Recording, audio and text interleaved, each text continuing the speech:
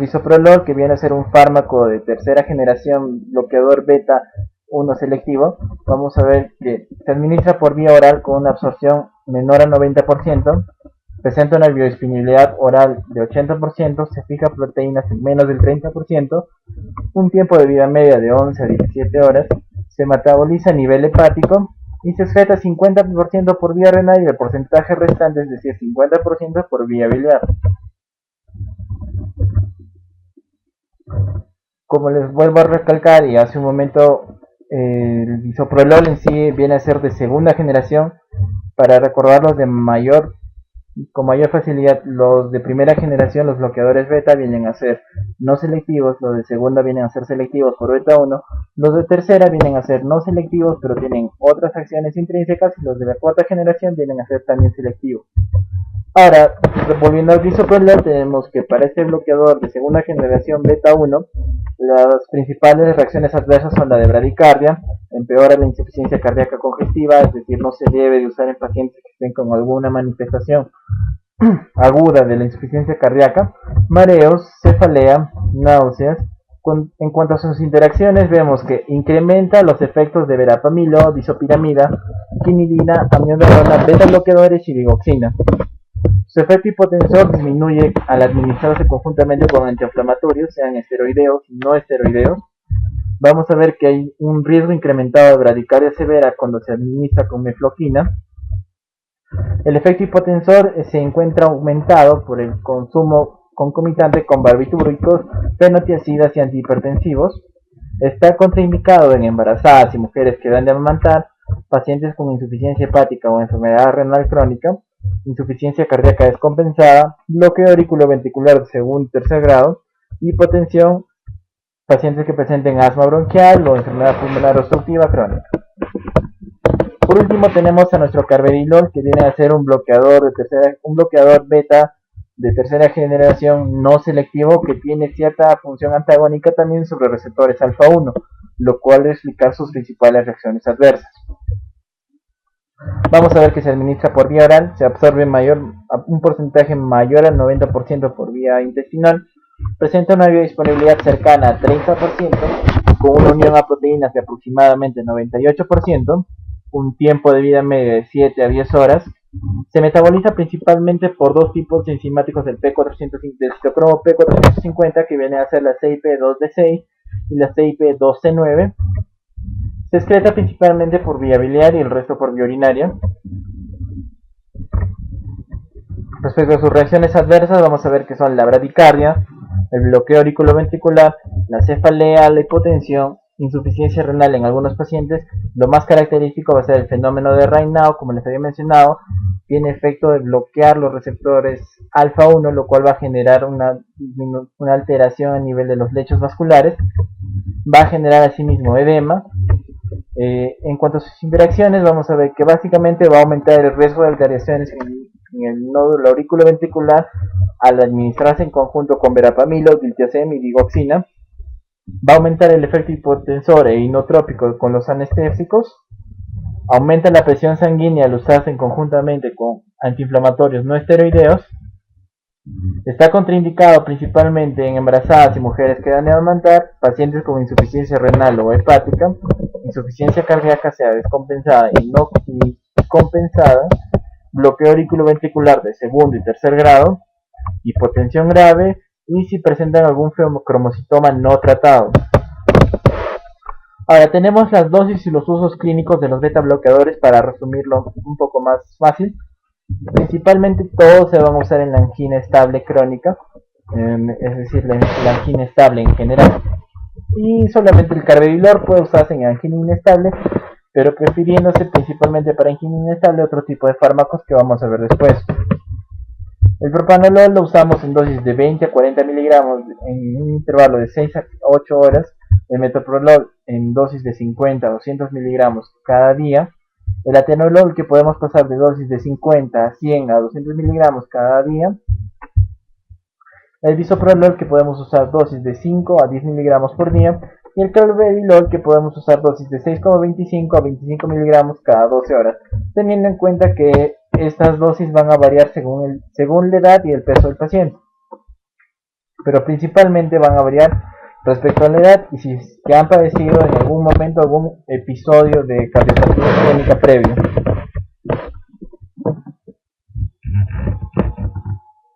Tenemos otro de los grupos grandes que vienen a ser los nitratos. Vamos a ver que en cuanto a los nitratos, principalmente respecto a su farmacodinámica en general, para los tres nitratos que vamos a explicar que vienen a ser la nitroglicerina, el dinitrato de isosorbide y el mononitrato de isosorbide, vamos a tener una farmacodinámica común. Estos en sí van a ser profármacos que se van a convertir dentro del cuerpo a óxido nítrico, el cual va a generar un aumento en la actividad de la guanilina ciclasa, lo que va a condicionar un aumento en la actividad de la proteína quinasa G, lo cual va a interactuar con una fosfodiesterasa 2, 3 y 4, aunque también puede interactuar con la fosfodiesterasa 5, pero en otro tipo de efecto más sinérgico en realidad.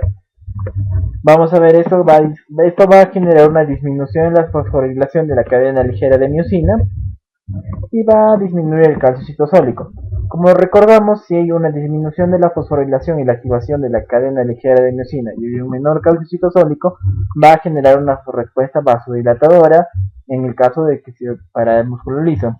Pero recordemos que básicamente lo que viene a corresponder de este efecto no se va a ver muy claramente dentro de lo que vienen a ser lo que es las arterias coronarias. Sin embargo, resulta en cierta forma beneficioso. Ahora vamos a ver que, como les había mencionado, esto va a contribuir a la relajación muscular. Empezamos con la nitroglicerina, con una farmacocinética que se administra por vía sublingual o percutánea en forma de parches. También puede ser administrada por vía intravenosa continua o puede ser administrada a modo de un spray. Aproximadamente tiene una disponibilidad mayor a 95%, ya que no necesita mayor conversión, un tiempo de vida media de 1 a 3 minutos con una concentración plasmática máxima en 4 minutos. Es metabolizada por la enzima reductasa de nitrato orgánico glutaten del hígado y la aldehído deshidrogenasa mitocondrial de las células hepáticas. Vamos a ver que prácticamente para sus usos clínicos, como les había mencionado, tenemos 5 presentaciones importantes, que vienen a ser la sublingual, la de spray, la de un parche transdérmico por vía oral, la moda de tabletas, por infusión intravenosa continua. Para la presentación sublingual tenemos una dosis de 0,3 a 0,6 miligramos, que podemos llevarle una dosis tope de 1,5 miligramos con la siguiente indicación, que básicamente se va a usar en la terapia aguda del episodio anginoso en sí. El spray, que se otorga una dosis por cada puff que se hace con el spray de 0,4 miligramos, que también se usa en la terapia aguda de episodios anginosos. Un parche transdérmico de 0,2 a 0,8 miligramos administrado cada hora, y debemos poner un parche con intervalos de 12 horas durante que se use el fármaco y 12 horas de descanso. Una presentación oral en tabletas de 2,5 a 13 miligramos, que se debe usar 1 a 2 tabletas diarias por más o menos 3 veces al día. Debemos de prescribirla básicamente 4 a 8 horas después de la primera dosis, que puede ser la presentación sublingual. Una infusión intravenosa continua de 5 a 200 microgramos por minuto, que principalmente se prefiere en lo que viene a ser el tratamiento de la angina inestable. Tenemos el dinitrato de isosorbide, que se administra por vía sublingual, por vía de spray o incluso por vía de intravenosa continua. Presenta una biodisponibilidad, una disponibilidad cercana al 60%, con un tiempo de vida media de 45 minutos para este tipo de fármaco y una concentración máxima plasmática en 6 minutos. Es metabolizada por desintegración enzimática y conjugación con glucurónico en el hígado.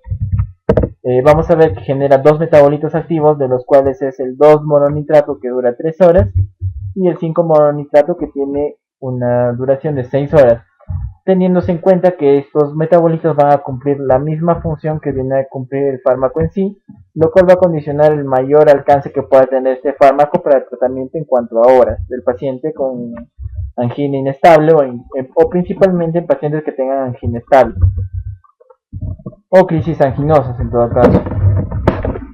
Vamos a ver que tenemos 4 presentaciones importantes: la sublingual por modo spray, en oral y la infusión intravenosa continua.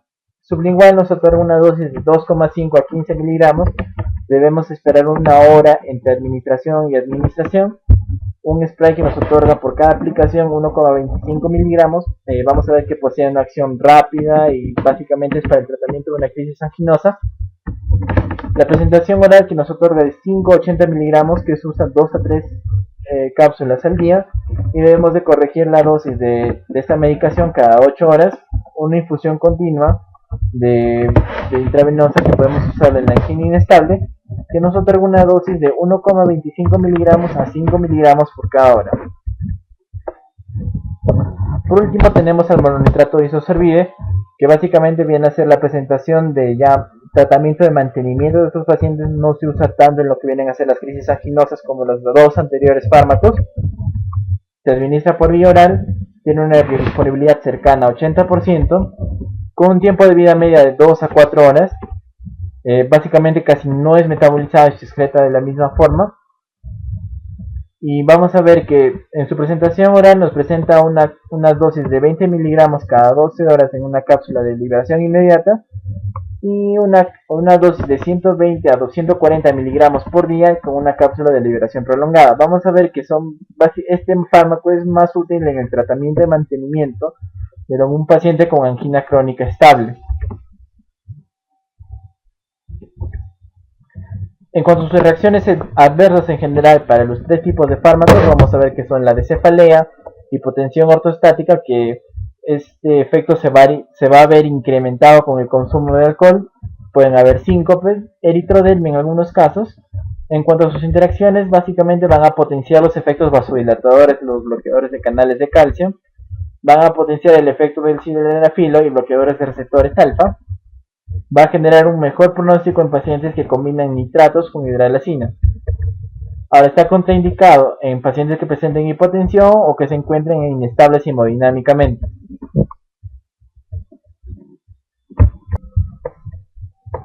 Tenemos en nuestro siguiente grupo, que vienen a ser los bloqueadores de conductos de calcio, entre los cuales vamos a ver que hay, respecto a la farmacodinámica que van a ser aplicadas a este tipo de antianginosos, vamos a dividirlos en los no dihidropiridínicos. Como recordamos, son verapamil y diltiazem, que ya los habíamos visto como antiarrítmicos.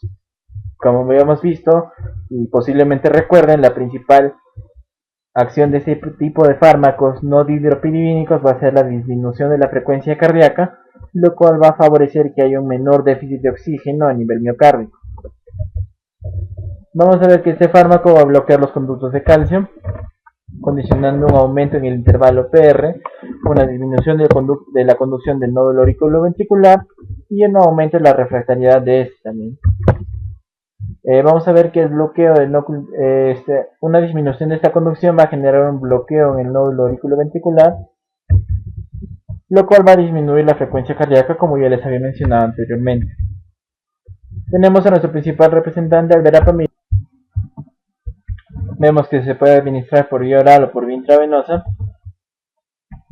Presenta una biodisponibilidad de mayor a 80%, se une a proteínas plasmáticas en un 90%, un tiempo de vida media de 3 a 7 horas,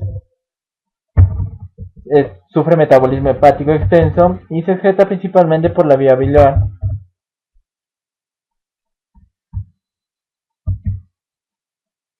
Respecto a sus reacciones adversas, vamos a ver que pueden generar bradicardia, hipotensión, cefalea, mareos. En cuanto a sus interacciones, vemos que básicamente va a potenciar el efecto de los beta bloqueadores, va a incrementarse su efecto hipotensor al administrarse con antihipertensivos, diuréticos y otros vasodilatadores, como habíamos visto, principalmente nitratos. Aumenta la toxicidad por litio, potencia la actividad de bloqueadores neuromusculares. Está contraindicado principalmente en embarazadas y mujeres que han de amamantar, insuficiencia hepática o renal, pacientes que presenten un shock cardiogénico, enfermedad del nódulo sinusal, bloqueo auriculoventricular de segundo o tercer grado, síndrome de Wolff-Parkinson-White, insuficiencia cardíaca.